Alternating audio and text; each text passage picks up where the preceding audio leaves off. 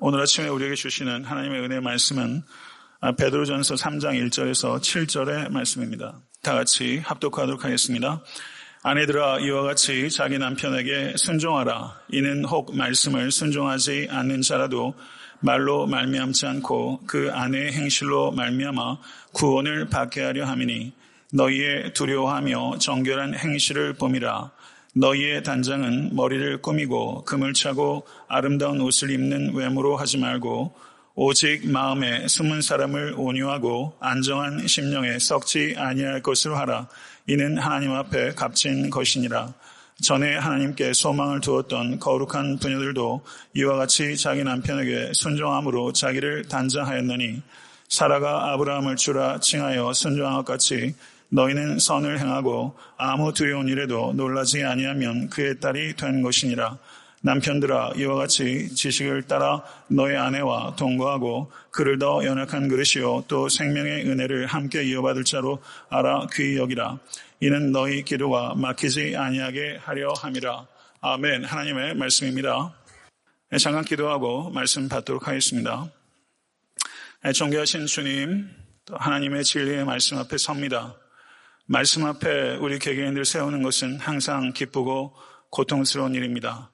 아버지, 이 말씀이 들릴 수 있도록 도와주시고 또 종교개혁 주년 500주년이 되는 이 뜻깊은 때에 진실로 개혁되어야 되는 것은 나 자신이고 우리 교회인 것을 우리가 잊지 않으며 항상 이렇게 생각하고 도전하는 것을 멈추지 않는 용기 있는 성도와 교회가 될 수 있도록 인도하여 주시옵소서.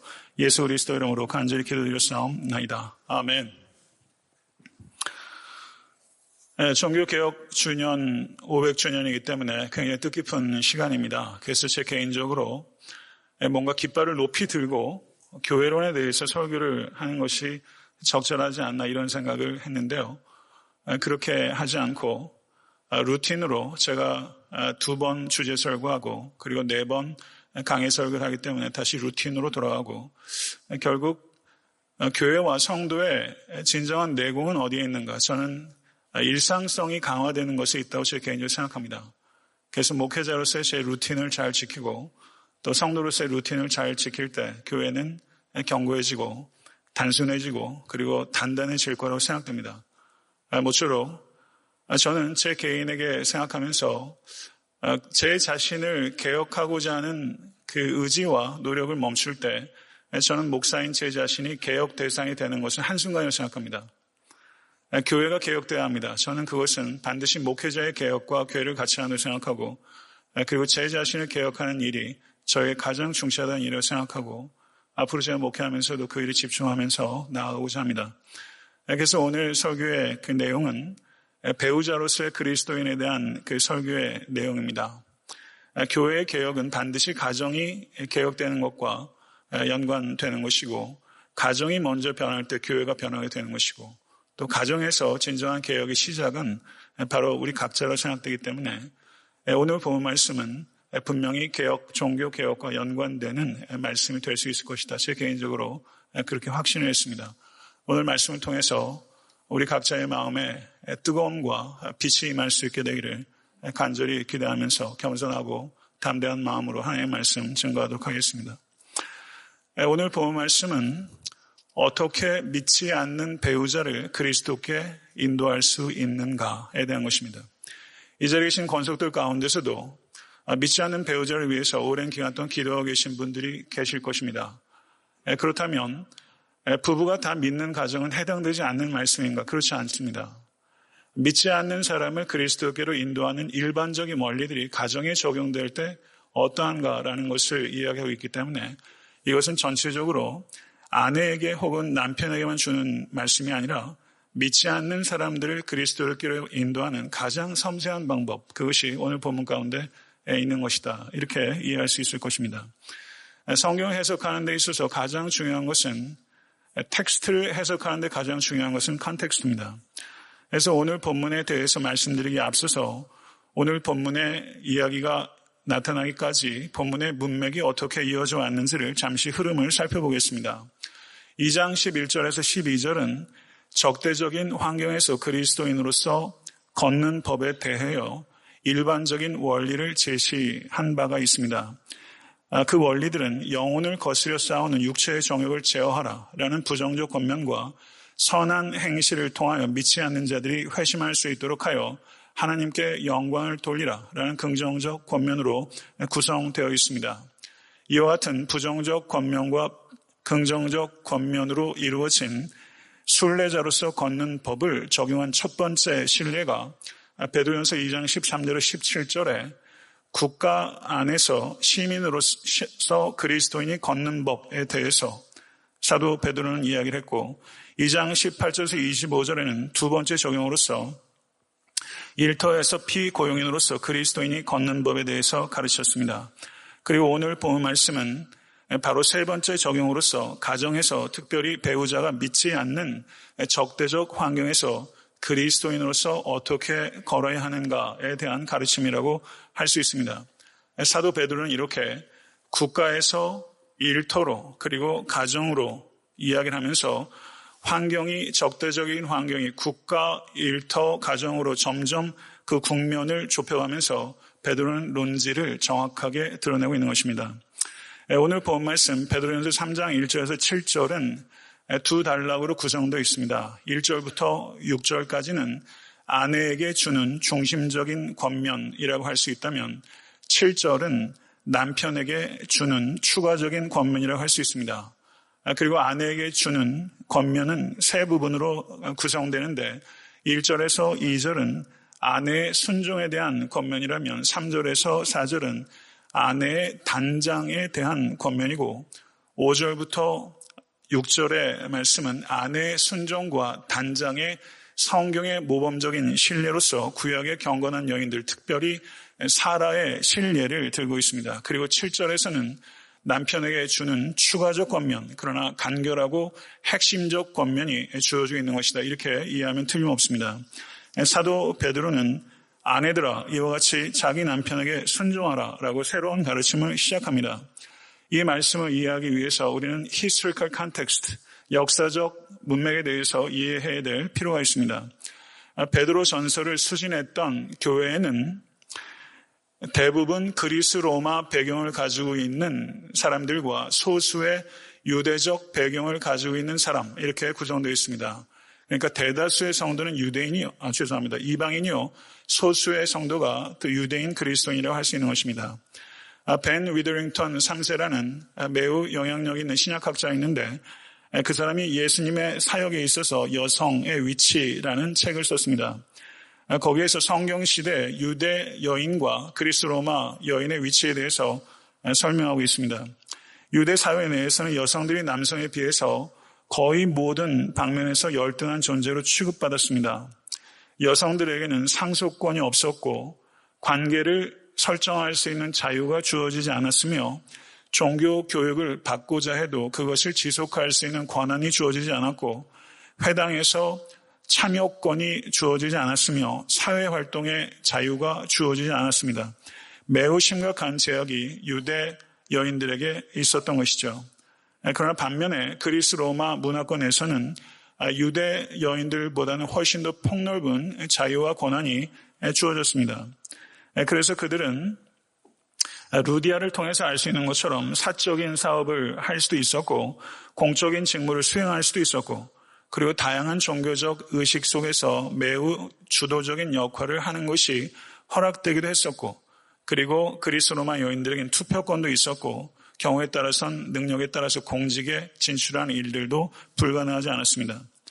그럼에도 불구하고 유대 배경의 여인이나 그리스 로마 배경의 여인이나 할 것 없이 가정에서 남편이 가지고 있는 권한은 절대적이었습니다.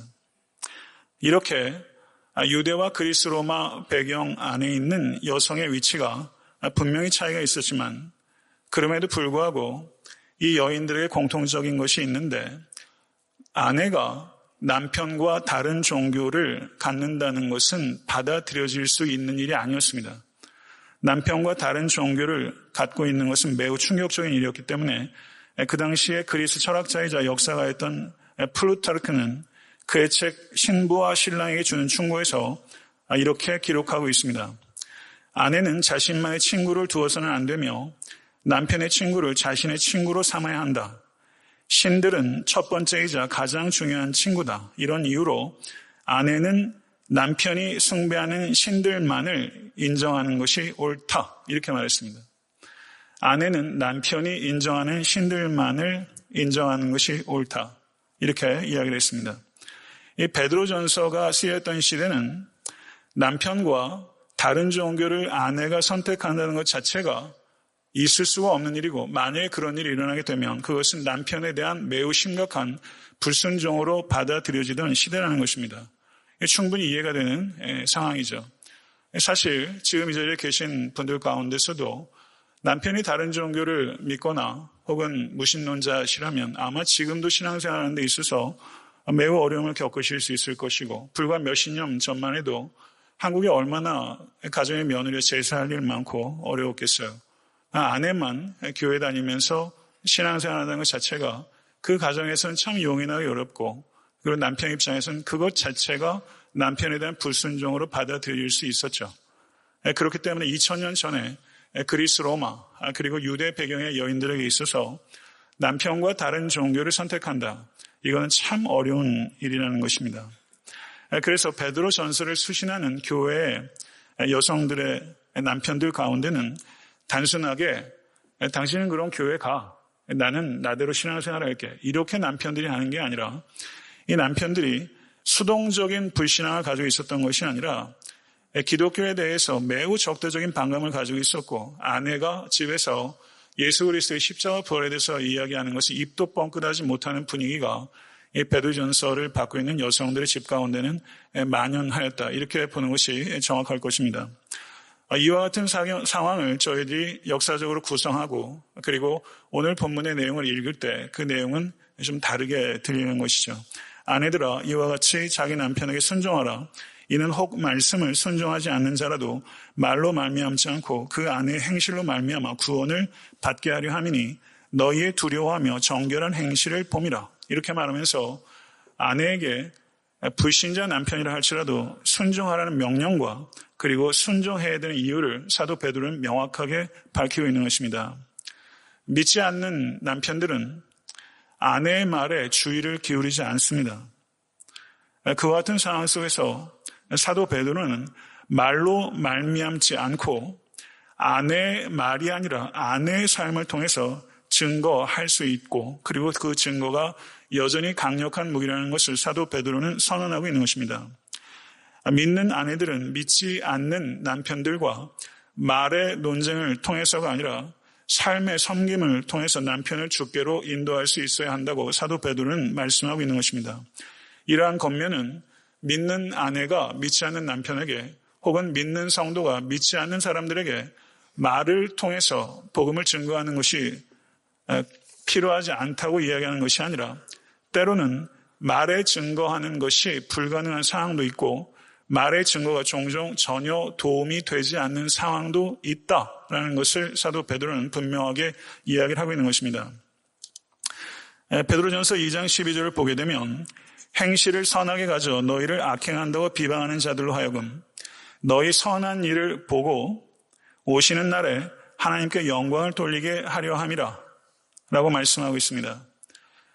성도는 선한 행실로 그 믿음을 증명하는 사람입니다. 선한 행실이 믿지 않는 자들에게 회심케 하는 통로로서 힘을 가지고 있다고 사도 바울은 분명하게 말씀하고 있는 것입니다. 배우자가 불신자일 때 믿는 사람은 나의 삶이 복음에 대한 일종의 선포라는 의식을 가지고 살아야 한다는 뜻입니다. 성도 여러분, 여러분의 삶은 복음에 대한 일종의 선포라는 의식을 가지고 살아가고 계십니까? 모쪼록 그 의식 가지실 수 있게 되기를 간절히 축원합니다. 나의 삶은 복음에 대한 일종의 선포다. 성도 여러분, 제가 일전에도 말씀드렸지만 교회를 개척한 이래로 8년 동안 목회하면서 제가 설교한 그 횟수가 약 한 1800편 정도 될 거라고 생각합니다. 제가 한국 나이로 51 하니까 은퇴할 때까지 15년에서 한 20년 정도, 특별히 건강상의 문제가 없다면 저는 목회하겠고요. 그러면 1800편의 3배 정도면 한 5000편 정도의 설교를 제가 아마도 하게 될 것입니다.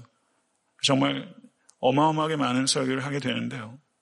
저는 5,000편의 설교를 잘하기 위해서 최선을 다하는 것은 목회자로서의 제 직업 윤리에 속하는 문제입니다. 그리고 저는 그 부분에 있어서 저는 부끄러움이 없습니다. 최선을 다하고 있고 앞으로도 힘껏 할 것입니다. 그렇지만 제가 정말 주목하고 그리고 반드시 이 설교에는 성공하고 싶은 설교가 있다면 제가 이 강단을 지키는 한 제가 은퇴할 때까지 제가 누차 말씀드리지만 저는 한 편의 설교를 만들어가고 있는 것이고 설교는 무엇인가?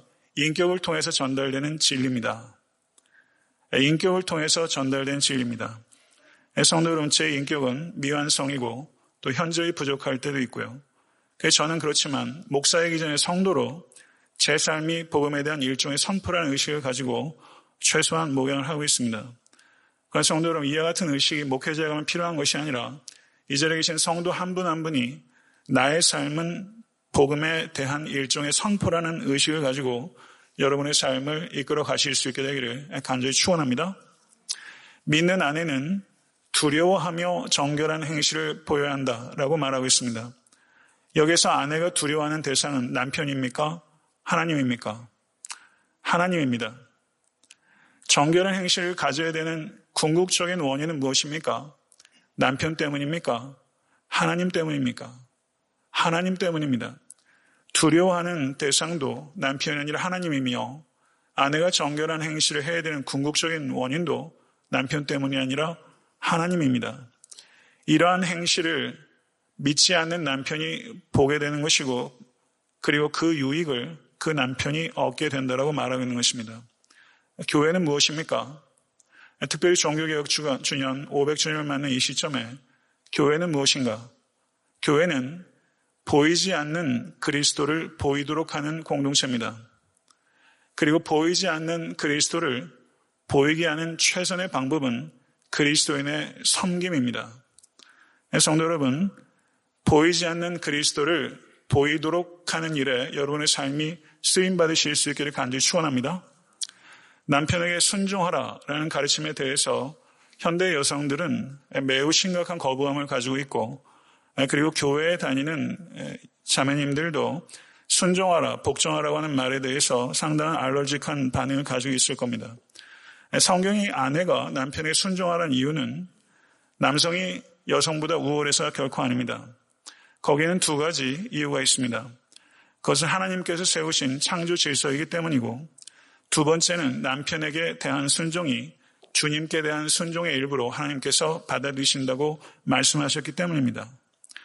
남편에게 순종하기 위해서 주님께 불순종이 되지 않는다면 이 자리에 계신 모든 자매님들께서는 남편을 순종하실 수 있게 되기를 바라고 그렇게 하는 것이 남편을 순종함으로 세우는 것이 사실은 자기 자신을 세우는 것이고 또 남편을 세울 때 자녀를 세울 수 있다는 것을 기억하실 수 있게 되기를 간절히 바랍니다.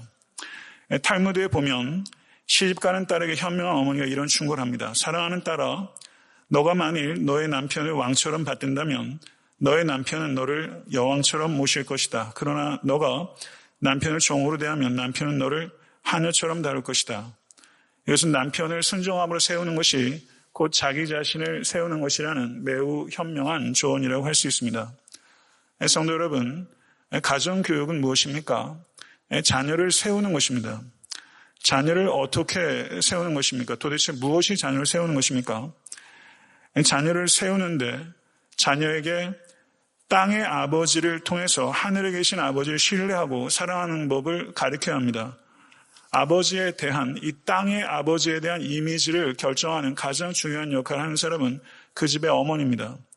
어머니가 순종함으로 아버지를 세울 때 그것을 바라보는 자녀들은 땅의 아버지에 대한 이미지를 갖게 되는 것이고 그것이 고스란히 하늘에 계신 아버지에 대한 신뢰와 사랑으로 이어진다는 것을 기억하실 수 있게 되기를 간절히 축원합니다. 특별히 이 자리에 계신 자매님들 다시 한번 말씀드립니다. 남편을 순종함으로 세우십시오. 그렇게 되는 것이 단순하게 남편만 세우는 것이 아니라 곧 자기 자신을 세우는 것이고 또 자녀를 세우게 된다는 것을 기억하시고 모쪼록 더욱더 현숙한 아내가 되실 수 있는 모든 자매님들 되실 수 있게 되기를 간절히 바랍니다. 3절과 4절을 보게 되면 아내의 순종에 대한 예로서 아내의 단장에 대해서 이야기를 하고 있습니다. 3절과 4절은 이렇게 말합니다. 너의 단장은 머리를 꾸미고 금을 차고 아름다운 옷을 입는 외모로 하지 말고 오직 마음에 숨은 사람을 온유하고 안정한 심령에 썩지 아니할 것으로 하나. 이는 하나님 앞에 값진 것이니라. 현대의 여성들도 이 머리 스타일 되게 중요하잖아요. 머리만 어떻게 하냐에 따라 사람 보이는 게 완전히 달라집니다. 그런 현대 여성들뿐만 아니라 고대 그 로마 시대에도 여성들이 세련되게 머리 시장하는 것, 그리고 과시적으로 장식용 보석들을 하는 것은 그때나 지금이나 매일반입니다. 그래서 플루타크의 말을 다시 한번 인용하면 이런 말을 했습니다. 여자를 더 품위 있게 만들어 주는 것으로 여자는 장식해야 한다. 여자를 그렇게 품위 있게 만들어 주는 것은 금이나 보석이나 자주색 옷이 아니라 위엄과 선한 행실과 정절을 보여주는 것에 투자하는 것이다. 의미 있는 이야기입니다. 근데 또 다른 철학파는 이렇게 말했습니다.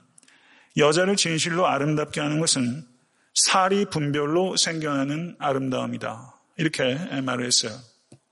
세속의 철학자의 이야기지만 여기는 분명히 뼈가 있고요.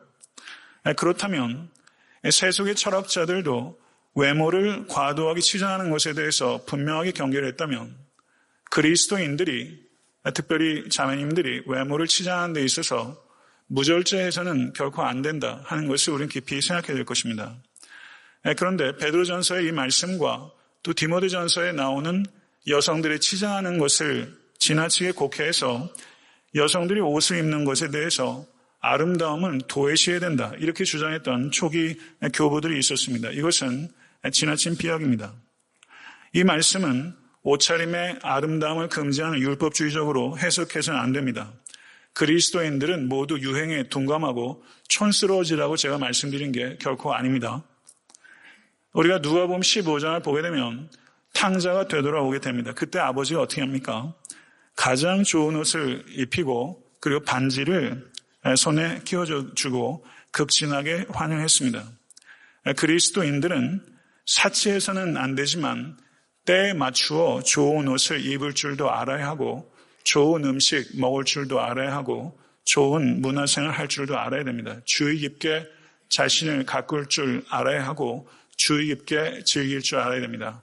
금욕주의자처럼 칙칙하게 살지도 마시고 내 것이라고 지나치게 사치하는 양극단을 피하시고 창조주 하나님께서 우리에게 주신 모든 것들을 자유롭게 누리시되 할 수 있어도 하지 않는 주의 깊은 절제 그리고 주의 깊게 즐기시는 모든 권속 되실 수 있기를 간절히 바랍니다. 여기에서 여성의 옷차림에 관해서 사도 베드로의 초점은 외모에 대해서 지나치게 집착하고 외모에 대해서 물질적으로 지나치게 낭비하는 것에 대한 경고이고 검소하고 단아하고 정숙한 옷차림을 권면하고 있는 것입니다. 그리고 더 나아가 외적 아름다움과 비교할 수 없이 더 중요한 것은 내적 아름다움이라는 것을 강조하고 있는 것입니다. 미스코리아 컨테스트 하면 꼭 내적 아름다움 얘기하는 그런 미스코리아도 있어요. 그런 얘기하는 게 아니라 여기서 말하는 그 내적 아름다움은 무엇인가? 인격적 아름다움입니다. 4절을 다시 한번 보게 되면요. 저를 한번 따라해 보시죠. 4절 같이 한번 다시 한번 읽어보면 좋을 것 같습니다. 오직 마음에 숨은 사람을 온유하고 안정한 심령에 썩지 아니할 것으로 하라. 이는 하나님 앞에 값진 것이니라. 아멘. 마음에 숨은 사람. 영어 번역을 보니까 hidden person of the heart 이렇게 번역했어요. 외모의 단장보다 중요한 것은 마음의 단장인 것을 진실로 받아들이시겠습니까? 그 사람의 진정한 아름다움은 어디에 있는가? 숨은 인격에서 나오는 것입니다. 진정한 아름다움은 숨은 인격에서 발원하는 것입니다. 그것이 아름다움의 원천입니다. 그런 성도 여러분, 솔직히 말하면 우리들은 숨은 사람에 관심을 갖지 않습니다. 다른 사람을 볼 때도 그 사람의 숨은 인격, 숨은 마음에 대해서 관심을 갖지 않고 자기 자신에 대해서도 그러합니다. 진실로 숨은 사람, 숨은 인격을 가꾸고 그것을 존귀하게 여기신 여러분과 제가 될 수 있게 간절히 바랍니다. 이것이 하나님의 뜻입니다. 저를 한번 따라해 보십시오. 온유하고 안정된 심령. 외우세요. 온유하고 안정된 심령. 영어 번역을 보니까 gentle and quiet spirit 이렇게 번역했어요. 안정된이라 번역했는데 성경 원어상으로는 quiet이 좀 가깝습니다. gentle and quiet spirit. 이렇게 기도하시면 좋잖아요. 특별히 이 자리에 계신 자매님들이요. 부드럽고 조용한 영혼을 갖게 하여 주시옵소서. 부드럽고 조용한, 마치 잔잔한 호수같이 gentle and quiet spirit을 갖는 것.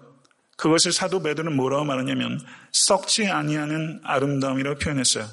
고린도서 4장 18절에 우리가 주목하는 것은 보이는 것이 아니요 보이지 않는 것이니 보이는 것은 잠깐이요 보이지 않는 것은 영원함이니라. 하나님의 말씀입니다. 성도 여러분, 눈에 보이는 것들 가운데 일시적인 것들입니다. 그러니까 눈에 보이지 않지만 영원한 것들이 있습니다. 저는 특별히 이 말씀 앞에서 하나님 앞에서라는 이 표현이 저한테 너무나 좋습니다. 하나님 앞에서. 헬라어를 제가 신약을 공부했기 때문에 헬라어를 제가 얘기하는 게 아니라 저는 디바인 랭귀지에 대한 좀 애착이 있어요. 근데 하나님 앞에서로 번역되는 헬라어가 한번 따라해 보시겠습니까? 에노피온, 투세우. 에노피온은 무엇 앞에서, 투는 정관사고 세우는 세우스의 제너티브, 소유격입니다. 하나님 앞에서, 에노피온 투세우. 에노피온 투세우. 하나님 앞에서. 이것을 한자로 표현하면 신전의식이고 이것을 라틴어로 표현하면 코람데오의 신앙입니다. 성도 여러분, 한 해를 살아오면서 그리고 평생 살아오면서 저도 드디어 제가 그토록 원했던 50고개를 넘었습니다. 저는 50이 너무 되고 싶었어요. 20대로 돌아오고 싶은 사람 눈꼽만큼도 없습니다.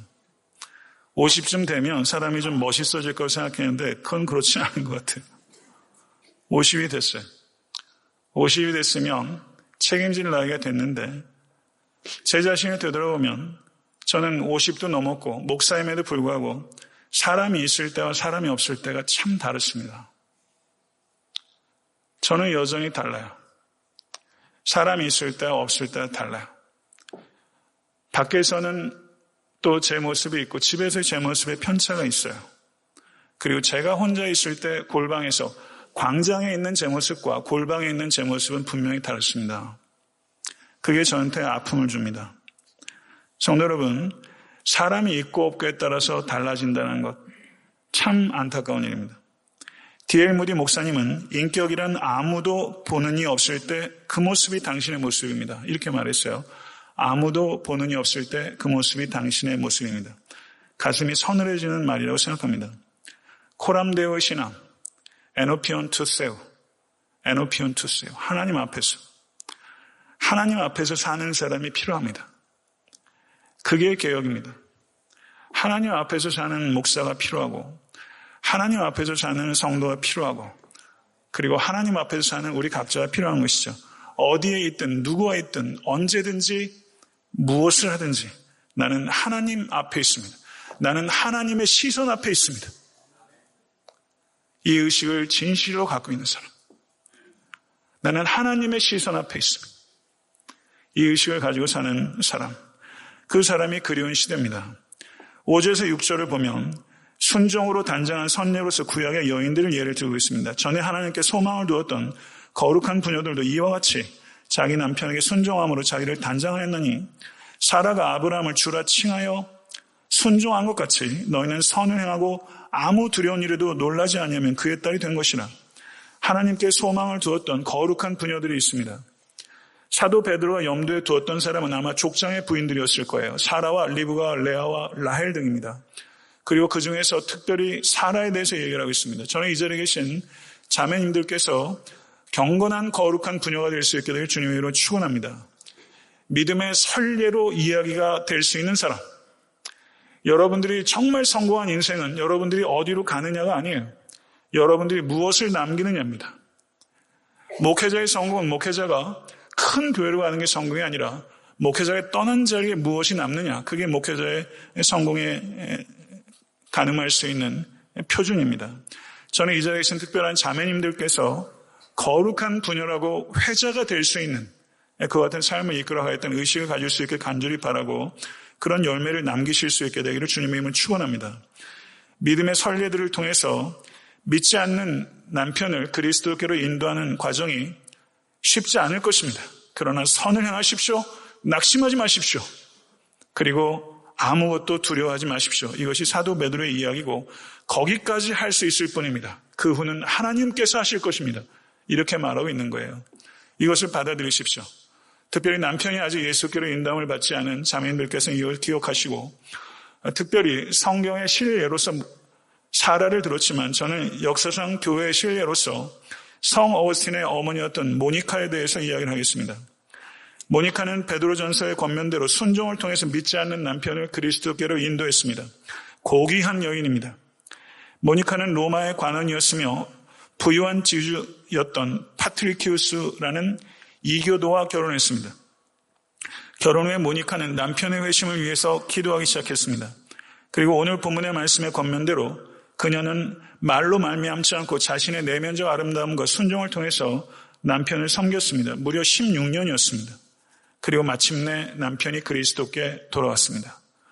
그리고 그리스도께 16년 만에 돌아왔을 때 이 어거스틴이 고백록에서 모니카가 어거스틴의 회심을 위해서 기도한 건 18년입니다. 18년 동안 기도해서 아들이 회심했고 16년 기도해서 남편이 회심한 거예요. 그런데 18년 만에 회심한 이 어거스틴이 고백록에서 아버지의 회심을 이렇게 기록하고 있습니다. 나의 어머니는 자기 남편을 주인으로 섬겼으며 남편을 주님께 인도하기 위하여 할 수 있는 모든 일을 했습니다. 행동으로 아버지께 그리스도에 대하여 말씀하신 것입니다. 마침내 어머니의 남편이 삶이 이 생에서 거의 끝나갈 무렵 어머니는 그를 주님께 인도할 수 있었습니다. 할렐루야. 사랑하는 성도 여러분, 믿지 않는 남편, 믿지 않는 아내, 믿지 않는 자녀들을 위해서 기도하고 계신 성도님들이 이 자리에 계실 것입니다. 사라처럼, 모니카처럼 남편을 순종으로 섬기십시오. 그리고 생명의 구원의 역사를 경험하실 수 있게 되기를 우리 주 예수 그리스도는 간절히 축원합니다. 7절은 남편에 대한 추가적 권면입니다. 아마 이 자리에 계신 자매님들은 좀 억울하실지도 모르겠어요. 아내에게는 6절이나 얘기를 하고 남편에게는 고작 한 절만 얘기한다고 속상하시죠? 근데 에베소서 5장을 보세요. 거기에서는 아내에게 3절만 얘기하고 남편에게는 이만큼 얘기합니다. 남편에게 거긴 또 많이 얘기하고 있어요. 여기는 남편에게 추가적으로 권면하고 있지만 구조적으로는 추가적이지만 내용적으로는 핵심적입니다. 뭐라고 말하냐면 이 부분은 우리 남편들만 한번 읽어보실 거예요. 남자 형제들만. 7절. 내키지 않으셔도 좀 크게 읽어주시기 바랍니다. 7절의 말씀. 남편 된 자들아, 시작. 남편 된 자들이 이와 같이 지식을 따라 너의 아내와 동거하고 그를 더 연약한 그릇이요 또 생명의 은혜를 함께 이어받을 자로 알아 귀히 여기라. 이는 너의 기도가 막히지 아니하게 하려 함이라. 아멘. 여기에서 우리가 생각해야 되는 것은 아내가 더 연약한 그릇이다. 이 말은 남편도 그릇이란 얘기입니까? 그릇이 아니란 얘기입니까? 남편도 그릇이에요. 남편도 깨져요. 아내 여러분 기억하세요. 남편도 깨지기 쉽습니다. 그런데 아내가 더 깨지기 쉬운 연약한 그릇이에요. 그러면 아내가 가지고 있는 연약함은 뭐냐? 지적 연약함, 도덕적 연약함, 정신적 연약함, 영적 연약함이 아닙니다. 그거는 메일 쇼비니즘이에요. 그걸 얘기하는 게 아니에요. 여기서 얘기하는 것은 아내가 가지고 있는 육체적 연약함과 정서적 감수성입니다. 남편의 육체적 폭력과 정서적 감수성을 이해하지 못하는 남편의 무례함, 남편의 폭력과 남편의 무례함으로 아내들이 병들고 있습니다. 미국에서만 통계적으로 300만에서 600만 정도의 여성들이 물리적 폭력에 희생당하고 있고 여성을 향한 육체적, 언어적 폭력, 우리의 정도의 차이는 있지만 무관한 사람은 저는 한 사람도 없다고 생각합니다. 이와 같은 폭력이 난 크리스찬 가정에만 국한되는 것이 아니라 크리스찬 가정에서도 매우 빈번하게 발생하고 심지어 목회자의 가정에서도 많이 발생하는 것입니다. 가정 전문가인 게리 스몰리가 2012년도에 이런 책을 썼습니다. 부제입니다. 아내를 알고 이해하고 사랑하는 유용한 지침. 아내를 알고 이해하고 사랑하는 유용한 지침. 번역되어 있지 않습니다. 그런데 이 책을 썼는데요. 거기에 이런 내용이 기록되어 있습니다. 부부간의 대부분의 난제들은 한 가지 사실을 중심으로 한다는 것이다. 남편과 여성은 완전히 다르다. 차이점들은 너무나 극단적이어서 그것들을 이해하려는 집중된 노력이 없이는 행복한 결혼은 거의 불가능하다. 한 저명한 정신과 의사가 이렇게 말했다. 여성에 대한 30년의 긴 연구 끝에 나는 스스로에게 질문한다. 아내들이 진정으로 원하는 것은 대체 무엇이란 말인가? 30년 동안 여성에 대해서 연구한 정신과 의사예요. 그것도 자기가 사담해서 그냥 잡담한 게 아니라 책에 연구 결과가 아내가 진정으로 원하는 것은 도대체 무엇이란 말인가? 이거 어떻게 하라는 거예요? 그게 결론이래요. 그래서 제가 생각해 보는 거예요. 이 자리에 계신 남자 여러분, 남성 여러분, 우리들은 도대체 아내들에 대해서 얼마나 알고 있는 것입니까? 저는 개인적으로 사람을 좋아하고 사람에 대한 관심이 많이 있어요. 근데 좋아하고 관심이 있어도 실수하는 일들이 없지 않습니다. 저는 남자, 여자 이런 생각 별로 안 해봤어요. 그냥 인간을 이해하면 다 된다고 생각했는데 결혼해서 이제 6년 정도 지나 보니까 인간 이해만 가지고는 부족한 게 한두 가지가 아니더라고요. 여자를 이해해야 되겠더라고요. 제가 뭘 몰랐어요. 남자도 사람이고 여자도 사람이니까 사람을 이해하면 되겠거니 했는데 그렇지 않아요. 한 사람에 대해서 알아가려고 하는 의지가 없어지는 순간 사랑은 무례해지지 않을 수 없습니다. 제가 목회를 하면서요. 제가 성도님들에 대해서 물리적으로 만나고 접촉할 수 있는 시간은 제한적이고 갈수록 제한적이 될 겁니다. 근데 제가 우리 교회 김 집사님을 알아요. 제가 5년 동안 알았어요. 그래서 제가 이렇게 생각해 본다고 합시다. 김 집사 처음부터 같이 있어. 나 김 집사님 다 알아. 그리고 알려고 안 해요. 제가 김 집사님한테 무례해지는 것은 시간 문제예요. 한 사람에 대해서 도대체 뭘 아는 것입니까? 제가 제 자신에 대해서도 마치 광산에서 탄을 캐는 것 같아요. 처음에는 석탄 나오도 안에는 다이아몬드가 나오고 니켈, 굴이 막 나오는 거예요. 한 사람에도 많은 것들이 있어요. 한 사람의 얼굴은 광산 같아요. 나 자신에 대해서도 제가 깜짝깜짝 놀라는데 제가 교회 성도들 대하면서 제가 다 안다. 이렇게 생각하는 건 목회자로서 함량부족이라고 생각합니다. 제가 지난 주 중에 아이들 때문에 이렇게 옥신각신한 일들이 생기더라고요. 저희 큰애가 얘가 설교를 알아듣기 시작하면 설교의 예로 우리 아이들을 사용할 수 없기 때문에 사용할 수 있을 때 충분히 얘기해요. 우리 큰애가 제주도 많은데 되게 섬세해요.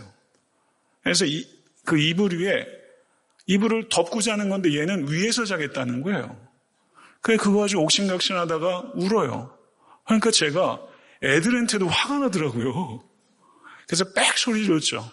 그러니까 집사람은 그러지 말라고. 애가 내면 세계가 혼돈이 온다고. 정서적으로. 헷갈리는 거예요. 그런저런 얘기를 하다가 집사람하고 얘기를 하는데 요즘은 집사람하고 이런저런 얘기를 해요. 예전엔 제가 알게 모르게 가르치려고 해서 제가 집에서 아내한테 목사는 아닌데 그렇게 하려고 하는데 나이 차이도 있고 제가 목사고 하나 보니까 굉장히 다머네이링 하는 거예요. 그래서 집사람한테 제가 살며시 손을 잡고 여보 나는 당신을 참되게 사랑하길 원해. 이게 안 되면 내 인생은 의미가 없어. 제가 그랬다니까요. 정말로. 제가 제 아내를 사랑하는 게 제 목표보다 중요합니다. 그게 성도님들께 제가 제 가정생활을 성도님들 보라고 하는 건 아니지만 성도님들이 배울 수 있는 가정생활을 제가 이끌어야 한다는 건 분명해요. 목회를 하다 보니까 목회가 생각했던 것보다 훨씬 어려운 거 있죠. 한번 해보세요. 지금 제가 아주 고소할 것 같아요. 이거 한번 당해보셔야 알아요. 목회가 생각보다 훨씬 어려워요. 제가 이번에 휴스턴 가서 목사님한테 계신데 성경 공부하면서 그랬어요. 제가 좀 그냥 편하게 얘기하겠습니다. 강의를 하면서 여러분 목회자는 외로워야 합니다. 그러나 너무 외롭게 하지 마세요. 제가 이렇게 얘기했어요. 목회자는 스스로 외로운 길을 걸어가는데 너무 외롭게 해서는 안 됩니다. 목회가 생각보다 훨씬 어려워요. 아내를 보석처럼 귀히 여기고 아내를 부단히 알아가고 무례하지 않고 그러면서 바르고 뜨겁게 사랑하는 것 그게 어떻게 쉽겠습니까? 어렵습니다. 그러나 목회도 어렵고 아내를 바르고 뜨겁게 사랑하는 것도 어렵지만 제게 목회도 너무 소중하고 제 아내를 사랑하는 것도 참 소중한 일입니다. 제가 가장 무례하고 가장 부끄러워질 땐 제 아내 앞에서입니다. 하나님 앞에서 그래야 됩니다. 아내를 대하면서 너무 제가 무례할 때가 있고 너무 부끄러울 때가 있는 거예요. 밖에서는 제가 잘 실수 안 합니다. 아직까지는요. 근데 집사람 앞에서는 제가 무례하고 부끄러울 때가 있어요. 아내를 사랑하는 일에도 성도를 사랑하는 일에도 좀 부끄럽지 않은 열매를 맺기 위해서 최선을 다할 것입니다. 마태복음 5장 23절 24절에 예물을 제단에 드리려다가 거기서 내 형제에게 원망 들을 만한 일이 있는 것이 생각나거든 재물을 제단 앞에 두고 먼저 가서 형제와 화목하고 그 후에 와서 예물을 드리라. 일반적인 관계에 있어서도 하나님께 예배를 드리기 위해서는 형제와 화목하고 예배를 드리라. 그렇다면 부부관계에서는 얼마나 더 그러하겠습니까? 남편이 아내와의 관계에 있어서 상처를 내면 기도가 막힌다. 이것은 아내와의 관계에 상처를 내면 하나님과의 관계에 상처가 난다는 뜻입니다. 이 두 가지는 반드시 연결됩니다. 성도 여러분, 말씀을 맺겠습니다. 우린 그리스도인입니다. 저는 목사이기 전에 그리스도인입니다. 저는 제가 목회를 마치게 되면 저의 정체성은 항상 그리스도인이에요. 그리스도인은 자신의 삶을 복음에 대한 일종의 선포라는 의식을 가지고 살아야 됩니다. 시민으로서, 피고용인으로서, 가정의 배우자로서 good conduct, 선한 행실을 통해서 good news를 보이도록 하는 사람, 그게 그리스도인입니다. 특별히 믿지 않는 사람, 특별히 믿지 않는 남편과 아내를 향해서 나의 섬김을 통해서 그리스도를 보이도록 하는 것, 그 삶으로 우리가 부름받았다는 것을 믿으십시오. 믿지 않는 남편이 있는 아내의 경우는 순종을 통해서 그리스도를 보여야 합니다. 아내가 순종하는 것은 시대착오적인 망상이 아니라 시대를 초월하는 진리입니다. 남편을 순종으로 세울 때 아내 자신이 세워지고 자녀가 세워지고 가정이 세워지고 가정이 세워질 때 교회는 세워집니다. 남편에 대한 순종의 일환으로 외모를 단정하게 가꾸시고 지나치게 집착하고 지나치게 소비하지 마십시오. 소박하고 단아하고 정숙한 아름다움을 추구하시는 자매님 되실 수 있기를 바라고 무엇보다 공의, 외적 아름다움보다 내면적 아름다움, 성경에 표현되는 hidden person of the heart, 심령의 숨은 사람의 관심을 갖는 모든 지체가 되실 수 있게 간절히 바랍니다. 남편은 지식을 따라, 얼마나 멋진 말이에요. 지식을 따라. 사랑하는 데 지식이 필요합니다. 사랑은 지식과 결합될 때 가치를 갖습니다. 그리고 지식은 사랑과 결합할 때 온기를 갖게 되는 것입니다. 성도 여러분, 지식을 따라 아내를 이해하고 사려 깊게 존중하시는 남자 형제들 되실 수 있게 되기를 바랍니다. 애타한테 섬기는 교회 각 가정이 성경의 원리에 따라 순종과 존중, 저를 한번 따라해 보세요. 순종과 존중. 아내에게 주신 권면은 순종이고 남편에게 주신 권면은 존중입니다. 순종과 존중으로 여러분의 가정이 더욱더 아름답고 거룩하고 풍성해지실 수 있게 되기를 간절히 축원합니다.